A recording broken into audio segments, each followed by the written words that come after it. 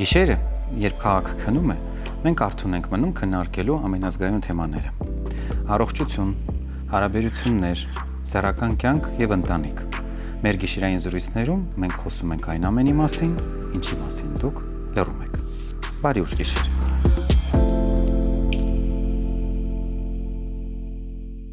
Գիշերային զրույցի ընթացքում այսօր խոսելու ենք այն մասին, թե ինչպես են որոշ դեղեր կամ դեղամիջոցներ ազդում սեռական առողջության վրա։ Իմ հյուրը թերապևտ, սրտաբան Լամարա Մանուկյանն է։ Տիկին Մանուկյան, բարի ուշ գիշեր, շնորհակալ եմ հյուրընկալվելու համար։ Բարև ձեզ, շնորհակալ եմ ինձ հրավիրելու, միշտ հաճելի զրույցներ ունենալու։ Տիկին Լամարա, հանրահայտ է, որ կան դեղեր, որոնք ազդում են սեռական առողջության վրա։ Եկեք այդ մասին խոսենք, որոնք են այդ դեղախմբերը եւ ինչու են ազդում։ Այո, կան մի շարք դեղեր, դեղախմբեր, որոնք ազդում են սեռական առողջության վրա, կան որ նվազեցնում են եւ կան դեղորայքներ, որոնք հակառակ ակտիվացնում են, խթանում են սեռական ֆունկցիան։ Ես հերթով խմբային համակարգով նշեմ, ուրեմն առաջինը դա սիրտանոթային դեղորայքներ, դրանք հակահիպերտենզիվ եւ միզամուղները, մենք առիթ ենք ունեցել այս թեմայով խոսել նախորդ հաղորդումների ընթացքում եւ միանգամից ասեմ, որ այո, եթե երկարատև օգտագործման դեղորայքի մասին է խոսքը, իսկ զարկերակային գերճնշման դեղորայքը չի կարելի 10 օր խմել եւ վերջ, այսինքն բոլոր քրոնիկ հիվանդությունները այսօր մենք գնահատում ենք որպես ապրելակերպ, արդեն մարդը, ինչպես շաքարային դիաբետը, ինչպես իր ինսուլինը ամբողջ կյանքում պետք է օգտագործի կամ իր հիպոգլիկեմիկ դեղորայքը ամբողջ կյանքում, այնպես էլ զարկերակային գերճնշման դեղորայքը ամբողջ կյանքում պետք է օգտագործի, միգուցե դոզաների վերանայումով, նվազեցնելով, բարձրացնելով ըստ սեզոնային փոփոխությունների, բայց դեղորայքից հրաժարվել չի կարելի։ Այդ իսկ պատճառով պետք է անպայման գնահատել սեքսապաթոլոգի հետ, ինչքանով է ֆունկցիան համար առաջինը կապված դեղորայքի հետ, ֆունկցիայի նվազումը սեռական, որովհետև կարող է նոր հիվանդություն է առաջացել եւ դա ոչ մի ուղիղ կապ չունի նշանակված դեղորայքի հետ։ Եթե կապ ունի, հաստատում ենք, որ կապ ունի դեղորայքի հետ, մենք պետք է անպայման ուրեմն վերանայենք միգուցե դեղաչափերը կամ փոխարինենք համարժեք ազդման դեղի հետ այլ խմբի, եթե դա հնարավոր է, բայց երբևիցե խորհուրդ եմ տալիս ինքնուրույն հրաժարվել դեղից չի կարելի։ Ընդհատել դեղորայքը 10 օրով եւ տեսնել ոնց կլինեմ, այդ երբևիցե ընդունելի տարբերակ չի, որովհետեւ այդ 10 օրը կարող է լինել ճակատագրական հիվանդի համար եւ այդ 10 օրվա ընթացքում լինել մի այնպիսի սիրտանոթային մահացու պատահար, որ հիվանդը չփրկվի։ Իսկ մենք հաճախ ենք նման դեպքեր ունենում, երբ պացիենտը ինքնագլուխ դադարում է դեղը ընդունել, լսելով կամ կարդալով, որ դեղամիջոցը ունի կողմնակի։ Բաց ինտերնետում, որտեղ կա ոչ այդքան հավաստի տեղեկատվություն եւ ինքնուրույն հրաժարվում է մեր հայ ազգի սովորությունն է միջայլուց, շատ ասեմ, որ այլ երկրներում նման բաներ ավելի քիչ են լինում, մենք որոշում ենք ինքնուրույն որոշում կայացնել եւ հրաժարվել դեղորայքից, հոգնել ենք կամ դեղորայքը իրանց թվում է, որ ունի այս կողմնակի ազդեցությունը եւ ես ձեզ ասեմ, շատ ավելի բարձր տոկոսով, 80%-ով դա դեղորայքը մեղավոր չի, այլ զարգանում է ինչ-որ հիվանդություն եւ այդ հիվանդությունն է պատճառը եւ իրանք կապում են դեղորայքի հետ, քանի որ ուզում են հրաժարվեն դեղից, փորձում են կապել եւ վստահ ասում են, որ դա այդպես է, չթողնելով բժիշկին կարծիք ձևավորել ինքնուրույն։ Երկրորդ խումբը, որը ազդում է սեռական առողջության վրա, դրանք անպայման պետք է նշեմ հակապսիխոտիկներն են եւ անտիդեպրեսանտները։ Տեսեք, անտիդեպրեսանտներ կան նաև, որ ուժեղացնում են սեռական ֆունկցիան եւ կան անտիդեպրեսանտներ, բայց այդ կեղծ ժամանակավոր ուժեղացումն է եւ շատերը փորձում են, եթե գիտեն դրանց մասին, դա չարաշահել։ եւ ստանում են շատ բարդ կողմնակի էֆեկտներ, անքնություն, գերգրգռվածություն, այսպես դառնում են դյուրագրգիռ եւ վարքային խնդիրներ սկսվում շատ։ Բայց հիմնական անտիդեպրեսանտները, որոնք ունեն հատկապես երցիկլիկ անտիդեպրեսանտները, իրենք նվազեցնում են սեռական ֆունկցիան, սեռական ցանկությունը, առաջացնում են բացարձակական տարբերություն, ապաթիա եւ ոչ միայն սեռական կյանքի հանդեպ, այլ ընդհանրապես զուգընկերոջ հանդեպ եւ առօրյա կյանքի մեջ են անտարբեր զուգընկերոջը։ Եվ եթե պետք է հիվանդը խմի այս դեղորայքը եւ կան տենց խնդիրներ, զուգընկերը անպայման պետք է դիմի սեքսապաթոլոգի, որպեսզի նորից դոզաները կարգավորվի։ Նեյրոլեպտիկները շատ մեծ ազդեցություն են ունենում, ասեմ ավելին, որ իրենք բարձրացնում են արյան մեջ պրոլակտինի հորմոնի քանակը եւ այո մակարդակը եւ դե բերում է սեռական ֆունկցիայի նվազում։ Որովհետեւ պրոլակտինի բարձրացման ժամանակ իջնում է տեստոստերոնը, այո, եւ իջնում է տեստոստերոնը եւ նվազում է։ Տարբեր, եթե խոսեցինք հորմոններից, տարբեր այլ էստրոգենային խմբի հորմոններ, այսինքն եթե լավ պատկերացնի մեր հանդիսատեսը, դրանք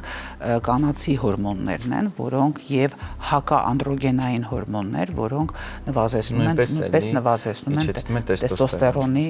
քանակը։ Ասեմ, որ քանի որ շատ տարածված է մեր նորից հայ ազգին բնորոշ հակաբիոտիկների չարաշահումը, շատ ինքնաանկանոն խմում են, հենց մի հատ փռշտում են, հակաբիոտիկ են խմում եւ դրանք եւ մեր շատ սիրելի այսպես կոչված ցեֆտրիաքսոնը եւս ասեմ երկարատև, որովհետեւ ես գիտեմ, որ մարդիկ պահում են իմ նշանակումը եւ ամեն սուր շնչառական վարակի ժամանակ սկսում են խմել, բայց այն ժամանակ թոքաբոր բեր տանում։ Հիմա ուղղակի սուր շնչառական վարակի, մանավանդ մենք հիմա սեզոնային սուր շնչառական վարակների բարձրացում ունենք, հա, եւ անդադ խմում են նույն ցեֆտրիաքսոնը, տետրացիկլինային խումբը, նրանք գենտամիցինային խումբը իհարկե հիմա ինքը ավելի քիչ է օգտագործվում, բայց իրանք նորից նվազեցնում են։ Այսինքն իրանք բերում են սերմնարտադրության խնդիրը այստեղ խանգարմանը եւ շատ հնարավոր է որ այդպես չարաշահումը բերի նաեւ անպտղության, այո, բերի նաեւ անպտղության։ Հաջորդ խումբը դրանք հակահիստամինային դեղորայքն են, H1 բլոկատորները, որոնք նվազեցնում են ալերգիաները, այո, եւ նորից հիմա մենք սեզոնային ալերգիաների մեծ բռնկում ունենք, գիտենք, հա, սեզոնային պոլիպոզներ, ռինիտներ եւ այլ, եւ բոլոր մեր բուժառուները ինքնուրույն բարձրացնում են դոզաները, եթե անգամ իրանք խմում էին, սկսում են ավելացնել դոզաները եւ հետո արդեն ունենում են որոշ խնդիրներ սեռական առողջության հետ կապված։ Եվս ուզում եմ ասել, որ նորից դոզան բարձրացնելու համար էլ պետք է անպայման խորհրդակցել, որտեղ հակահիստամինային դեղորայքները այդքան անվնաս չեն եւ ոչ միայն սեռական առողջության համար, ինքնուրույն դեղորայքի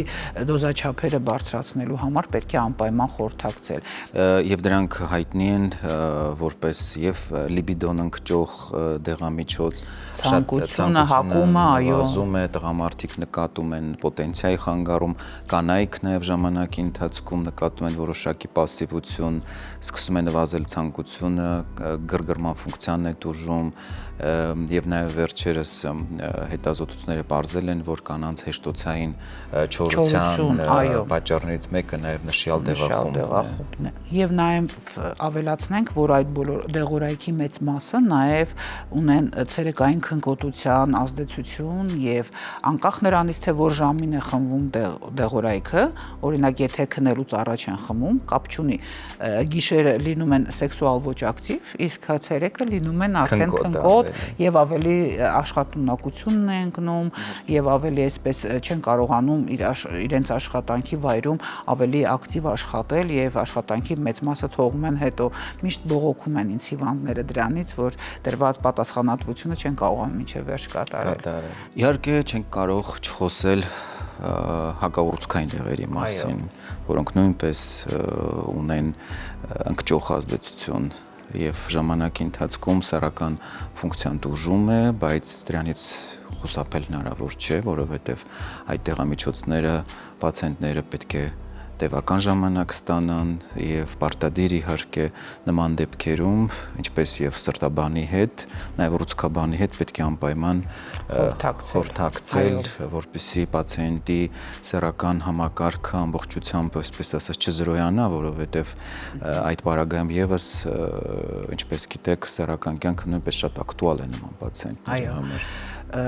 Այստեղ շատ ավելի խնդիրը գլոբալ է, ուռուցքային հիվանդների մոտ,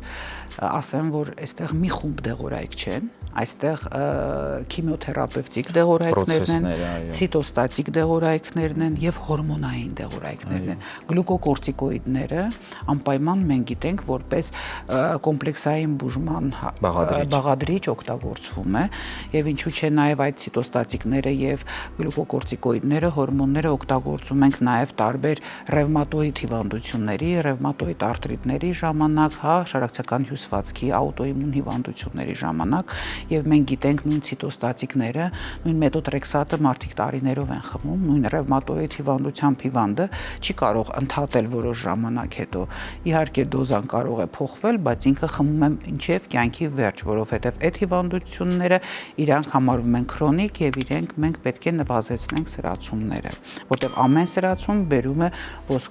ոսկորների վնասման։ Եվ նույնը հակաուռուցքային քիմիոթերապևտիկ դեղորայքը իրանք եւս նվազեցնում են սեռական ֆունկցիան, իջեցնում են ցանկությունը եւ իհարկե նաեւ այստեղ մի կարևոր գործոն կա, որ հենց ինքը հիվանդությունը, եթե հիվանդը քաչ տեղյակ է, որ ունի ուռուցք, արդեն ունի տրամադրության անկում, կյանքի հանդեպ իր հետաքրքրություններն են կորում, որից մեկը սեռական կյանքն է, եւ այս ապրելու ցանկությունը շարունակելու համար, որտեղ մենք գիտենք, որ այսօր 21-րդ դարում ուռուցքային հիվանդությունների մեծ մասը բավականին հաղթահարելի են, եւ մենք կարողանում ենք լավ բուժել եւ երկարացնել կյանքեր, եւ մենք պետք է նաեւ տանք կյանքի որակ եւ որպեսզի կյանքի ցանկությունը նորից արթնանալ, շատ կարեւոր է շտկել սեռական ֆունկցիան եւ այդ դեղորայքի շտկման հետ միասին օնկոլոգի եւ թերապևտի եւ հետ շտկման եւ սեքսապաթոլոգի հետ մենք կարող ենք վերադարձնել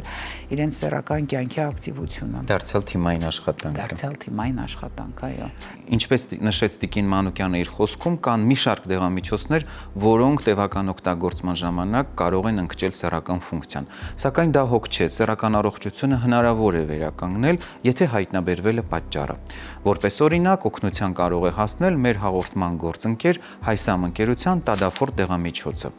Տադաֆորտը ունի երկու դոզավորում 5 եւ 20 միլիգրամ, 5-ը նախատեսված է ամենօրյա օգտագործման դեպքում, իսկ 20-ը պլանավորված սեռական հարաբերության ժամանակ։ Դեղամիջոցը ունի բարձր արդյունավետություն։ Պացիենտները բուժման արդեն իսկ սկզբնական ժամանակահատվածում նկատում են արտահայտված որակ եւ արդյունք։ Պետք է նշեմ, որ դեղամիջոցը ունի նաեւ ժամային արտահայտված էֆեկտ եւ օգտագործելու դեպքում դեղամիջոցը սկսում է ազդել 36 ժամվա ընթացքում, այսինքն տղամարդը կարող է ունենալ նույնիսկ կրկնակի սեռական հարաբերություն 36 ժամվա ընթացքում։ Ուզում եմ ընդգծել, որ դեղամիջոցը ունի կողմնակի ազդեցություններ եւ դրանց մասին բուժող բժիշկը պարտավոր է տեղեկացնել պացիենտին։ Տիկին Լամարա, իսկ կան դեղեր, որոնք հակառակը բարելավում են սեռական առողջությունը։ Ոչ սեքսոլոգիական ոլորտի դեղերի մասին է խոսքը իհարկե։ Այո, կան մի շարք դեղորայքներ, որոնք խթանում են սեռական ֆունկցիան։ Ես արդեն խոսքի սկզբում նշեցի, որ որոշ անտիդեպրեսանտներ կան, որոնք խթանում են, եւ կան մի շարք խթանիչներ, որոնք շատ ազատ վաճառվում են դեղատներում եւ մեր հիվանդները գնում են եւ հաճույքով ձեռք են բերում այդ դեղորայքը, բայց ուզում եմ հուսահատեցնել, որ այդ դեղորայքը մենք բոլորս գիտենք, ի սկզբանե ստեղծվել էին, այո, սիրտանոթային համակարգի համար եւ ասեմ ավելին, կան դեղորայքներ, որոնք որ մարդը ընդունում է նիտրատների խումբը եւ համատեղ ընդունի այդ խթանիչները, կարող է ունենալ շատ վատ ելքեր եւ ճնշման անկում, գիտակցության հա, եւ պատկերացրեք խմում են եւ սկսում սեռական հարաբերությունը, սեռական հարաբերության ավարտը ավարտվում է, հա, արգանա սրտի կանգով, այսինքն սա շատ կարեւոր է, որ մենք կարողանանք հասկանալ, որ այդ դեղորայքն էլ պետք է ընտրի բժիշկը, ոչ թե պետք է ինքը գնա եւ դեղատունը շատ հանգիստ իրեն առանց նշանակման տալիս է, նույնիսկ չգիտեն դեղաչափերը, մտածելով որ քանակը, եթե 1, 2, 3 հապ ավել խմեն, ուրեմն իրանք ավելի լավ էֆեկտ կունենան, հա, իրենց սեռական ակտիվության մեջ։ Ես կարծում եմ սրանք ամբողջը պետք է գիտակցված մոտենալ եւ շատ զգուշորեն մոտենալ էս Պարտադիր, որովհետեւ այդ դեղամիջոցները բավականին բարդություններ են հետո ստեղծում։ Առաջացնում են կախյալություն, որովհետև եթե տղամարդը հաջորդիվ մոռանում է այդ հրաշք ճակերտավոր, հա, դեղը վերցնի եւ ունի ժամադրություն, պլանավորված սեռական հարաբերություն, նրա մոտ տագնապ է սկսվում, որովհետև ինքը դեղը չի խմել, որովհետև ինքը արդեն կախյալություն ունի այդ դեղամիջոցից, իսկ դեղը բժիշկը չի նշանակում։ Եվ կարող է անհաջողել այդ հարաբերությունը կամ այդ հանդիպումը ձախողել։ Այո, որովհետև հարևանն է ասել, ընկերն է ասել, դեղատան աշխատողն է խորհուրդ տվել, ինչը ուղղակի անթույլատրելի է։ Ես ուզում եմ, որ սա մենք հատուկ ընդգծենք, որ սեռախթանիչները նույնպես պետք է օգտագործել միայն բժշկի հետ խորհրդակցելուց հետո, միայն սեքսոլոգիական խորհրդատվություն անցնելուց հետո, ոչ թե այդպես խելքին փչեց գնամ դեղատնից վերցնեմ, որովհետև ինչպես դուք նշեցիք, նախ հարվածի տակ է սիրտանոթային համակարգը վերագնահատելուց հետո։ Իհարկե, պարտադիր։ Որովհետև կարող է ունի խնդիր եւ ինքը դրա մասին չգիտի, օրինակ, հա, եւ շատ հաճախ ինչքան դեպքեր ենք ունեցել։ Շատ հիվանդներ մենք որովհետեւ չունենք այդ մշակույթը ուղակի հետազոտվել, ուղակի սկրինինգային ձևով կամ պրոֆիլակտիկ նպատակով հետ կանխարգելիչ համապատասխան հետազոտություններ, այո։ Տիկին Լամարա, ինչպես կարող է պացիենտը հասկանա իր խնդիրը դեղորայքից է կախված, թե գուցե որևէ այլ հիվանդության հետ է առնչվում եւ նման դեպքերում ինչպես վարվի պացիենտը։ Այո, տեսեք, շատ կարևոր հարց բարձրացրեցիք, որովհետեւ բոլոր այն դեղորայքները, որ ես շեշտեցի, նաև դրանք մշտական օգտագործման դեղորայք են, երկար տարիների։ Համար առաջինը, որ մենք ունենք երկարատև օգտագործման դեղորայքի կողմնակի ազդեցություն։ Եթե նույն դեղորայքը դու կարճատև ես օգտագործում, բնականաբար հնարավոր է կողմնակի ազդեցությունները չարտահայտվի, բայց եթե երկարատև ես օգտագործում, հնարավոր է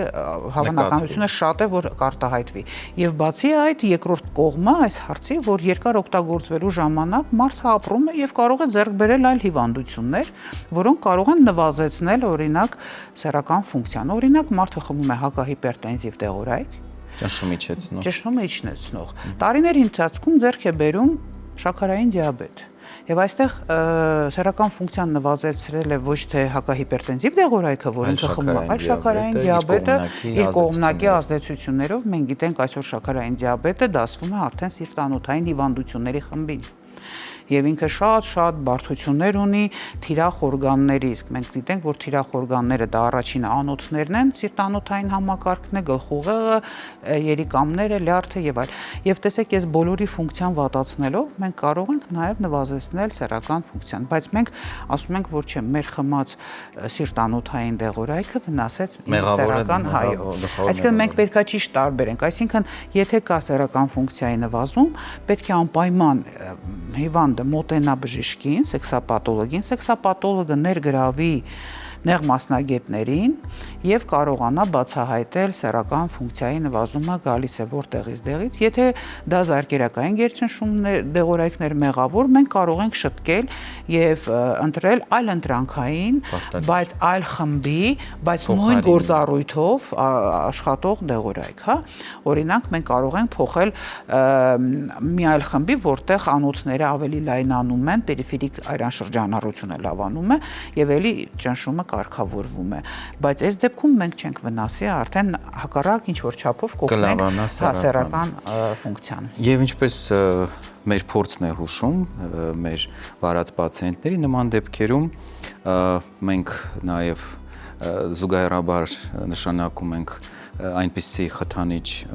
կուրս, որպեսզի պացիենտի սեռական ֆունկցիան բարելավի, չնեղվի ինքը դրանից։ Հատկապես եթե հնարավոր չի այդ դեղորայքը փոխարինել կամ նվազեցնել դեղաչափը, որովհետև մենք պետք է հասկանանք, որն է այս պահին ամենակարևորը։ Եթե մենք նվազեցնենք սիրտանոթային դեղորայքը եւ ստանանք սիրտանոթային պատահար, այդ դեպքում սեռական ֆունկցիային օգնելով մենք չենք օգնում իր ընդհանուր։ Եթե դա հնարավոր չի, դուք շատ ճիշտ ասեցիք, պետք է խթանիչներով կողքից օգնել,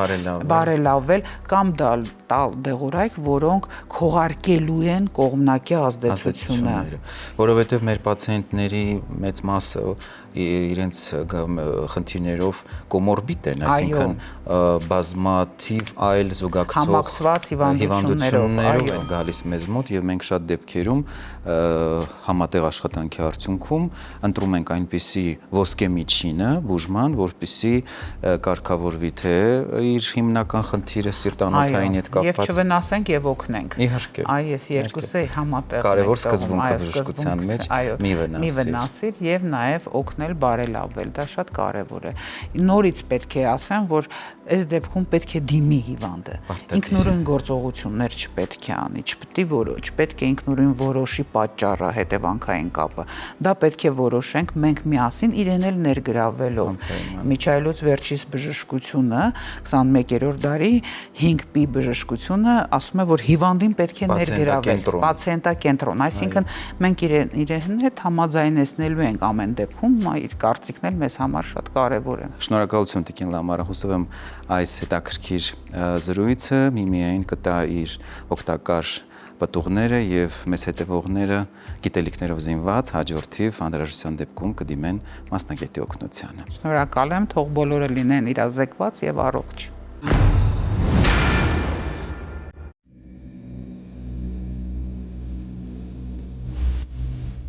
Պահպանակների մասին առաջին հիշատակումները գնում են դեպի մեր թվարկությունից առաջ 1000 թվականներ։ Հին եգիպտական գրություններում հայտնաբերվել են պատկերներ, որտեղ տղամարդիկ գրում են հատուկ պահպանակներ։ Հավանաբար ոչ միայն սեռական հարաբերությունների, այլև ծիսական նպատակներով կամ որպես կարգավիճակի խորհրդանիշ։ Դրանք կարող էին պատրաստված լինել կտորից կամ կենդանիների մաշկից։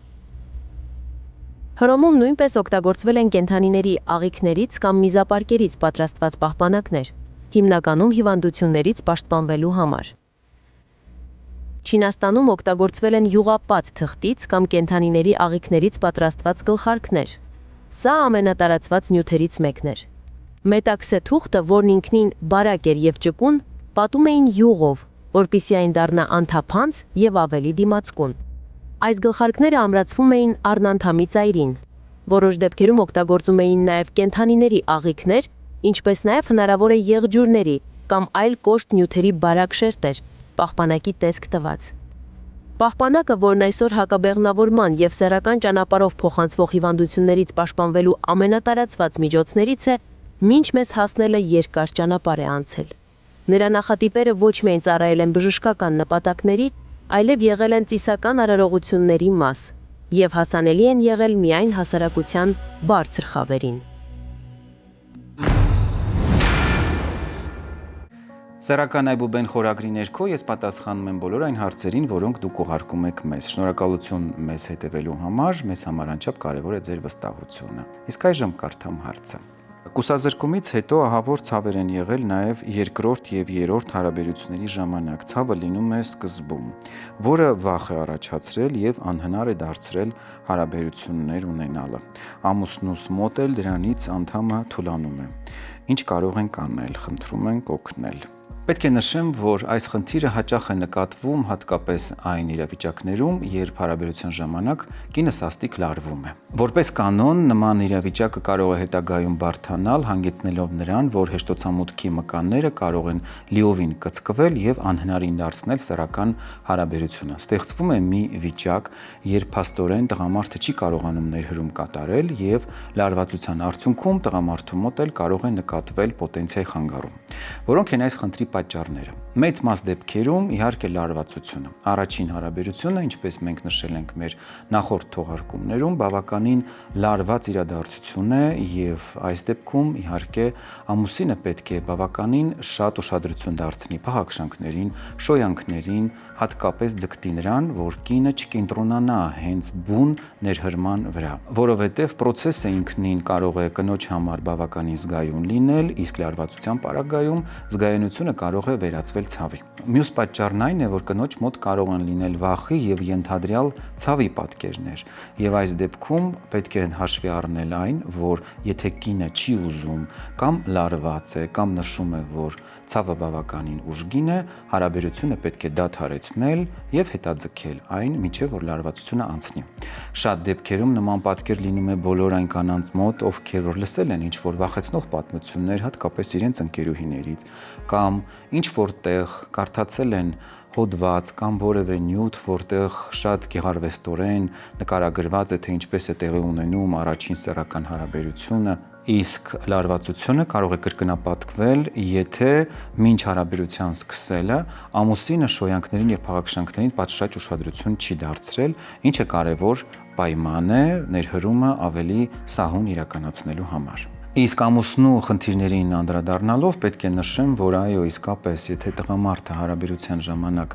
լարվում է, նրա մոտ կարող է նկատվել թե պոտենցիայի խանգարում եւ որոշ դեպքերում նաեւ կարող է նկատվել վաղաժամ սերմնաժայթքում։ Ինչի, որովհետեւ լարված իրավիճակում տղամարդը որպես կանոն նկատում է, որ պոտենցիան աստիճանաբար նվազում է։ Ամեն ինչ սկսվում է նրանից, երբ տղամարդը փորձում է ներհրում կատարել, նկատում է, որ այն չի հաջողվում, որովհետեւ կինը չափից դուրս լարված է։ Որոշ դեպքերում կանայք նույնիսկ ոտքերով կարող են հրել ամուսնուն, քանի որ վախի զգացումը այս դեպքում դառնում է անկառավարելի։ Բուժումը այս դեպքում իհարկե զույգային է։ Ինչու՞, որովհետև պարտադիր պետք է գտնել ցավի պատճառը, վերացնել այն։ Որպես կանոն, սկզբնական շրջանում, հատկապես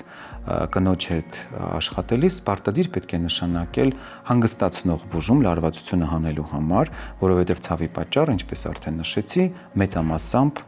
կապված է լարվածության հետ։ Տղամարդու սեռական ֆունկցիան բարելավելու համար նշանակվում են տարբեր տեսակի սեռախթանիչներ, ինչպես բուսական, այնպես էլ քիմիական ծագման, եւ այստեղ իհարկե պետք է նկատի ունենալ, թե արդյոք տղամարդը ունի այլ զուգակցող խնդիրներ, թե ոչ։ Օգնության կարող է հասնել մեր հաղորդման գործընկեր Bonfarm ընկերության Megapotenzin Long կենսաբանական հավելումը։ Megapotenzin Long-ը ունի մի քանի առավելություններ։ Առավելություններից մեկն այն է, որ այն բացարձակապես բուսական ծագման է, հարուստ է տարբեր տեսակի միներալներով եւ վիտամիններով, ինչը ապահովում է բավականին արդյունավետ բուժում։ Մյուս առավելությունն այն է, որ միկրոէլեմենտներն ու վիտամինները առանձնացված են եւ բուժման ժամանակ էլ սա կարևորում է նրանով, որ հենց ընդունման ժամանակ էլ միկրոէլեմենտներն ու վիտամինները ընդունվում են առանձին։ Առանձնահատկություններից մեկը նաև այն է, որ Megapotenzin Long-ը չի առաջացնում կախյալություն, իսկ շատ տղամարդկանց համար սա կարևոր չափազանց հանգամանք է, քանի որ շատերը խուսափում են քիմիական սեռախթանիչներից, մտածելով, որ դրանք կարող են առաջացնել կախյալություն։ Բուժման արդյունավետությունը նկատվում է բուժումը սկսելուց կարճ ժամանակ անց։ Պացիենտները հենց իրենք են նշում, որ ժամանակի ընթացքում սեռական ֆունկցիան բարելավում է եւ նաեւ նշում են մի կարեւոր հանգամանք, որ լավանում է նաեւ սեռական ցանկությունը, որը տղամարդուն տալիս է հավելյալ վստահություն։ Սեռական խանգարումները իրականում հնարավոր է արդյունավետորեն բուժել, եթե ժամանակին դիմեք մասնագետի օգնությանը։